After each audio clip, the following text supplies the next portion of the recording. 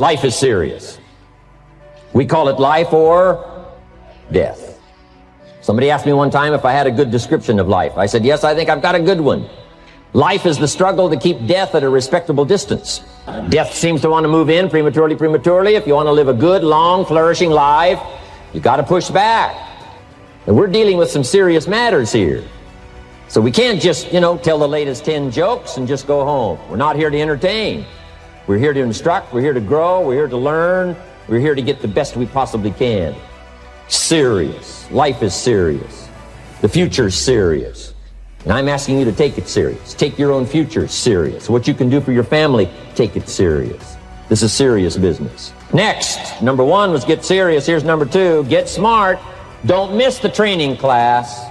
You say, well, I've already been to one of those classes. I've already heard it. I got a good phrase for you to take home. That's no sign you got it.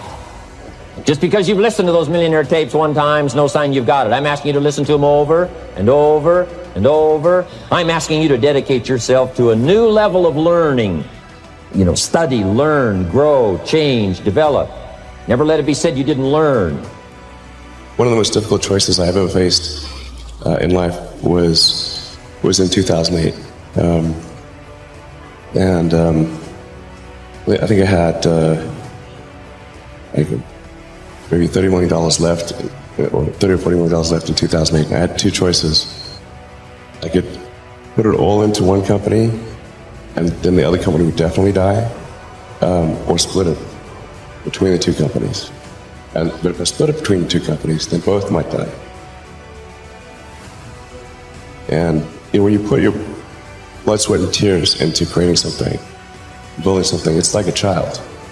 And so it's like, which one am I going to let one starve to death? I couldn't bring myself to do it, so I split the money between the 2. Fortunately, thank goodness, they both came through. It's bloody hard to be a high-performance person. Gallup did a poll in 2016, worldwide, 87.6% of all the people on the planet, 87.6% of all the people on the planet are unhappy. Why are they unhappy? Because they don't have what they perceive as what they deserve.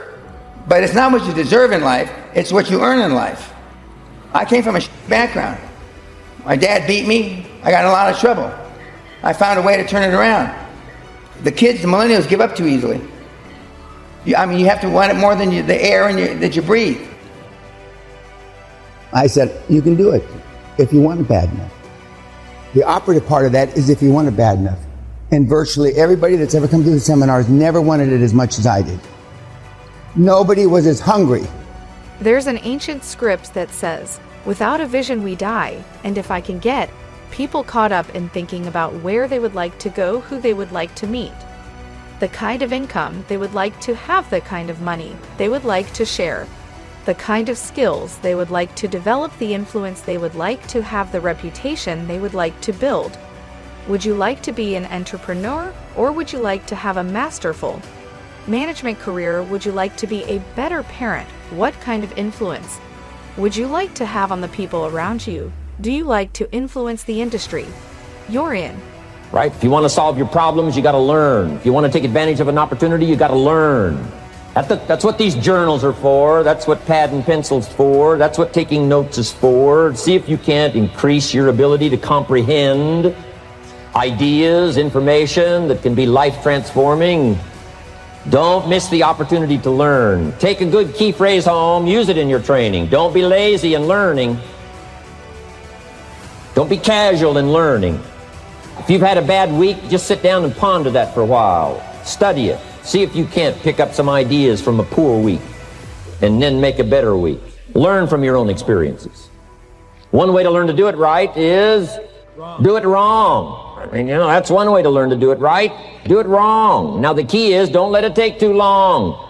If you've done it wrong for a year, we suggest that's long enough. You don't need another year just to prove a point. No, 1 year's enough. Learn from your own experience. Call didn't go well. All the stuff. Guess what they did when they finished that call? They made another call. What else could we do to make it better? How could we possibly improve? This is called the possibility for life change starts with education. Don't be lazy in learning. Don't be lazy in picking up the ideas. Learning is the beginning of wealth. Learning is the beginning of life change.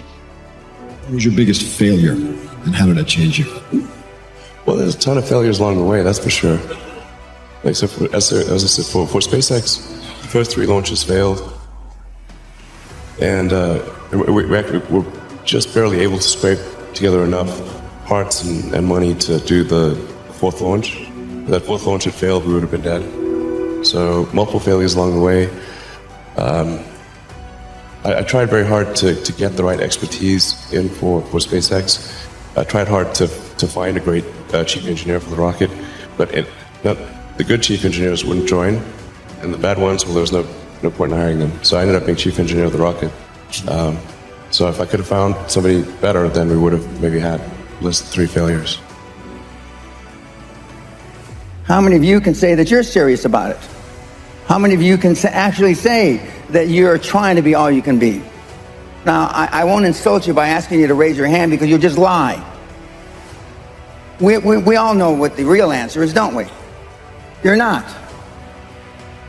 And so, if you want to be all that you can be, and if you want to be a high-performance person, I did know Steve Jobs.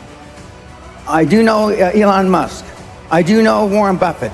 I do know, and they're all ball busters. Success leaves clues, kids. And they all have one thing in common.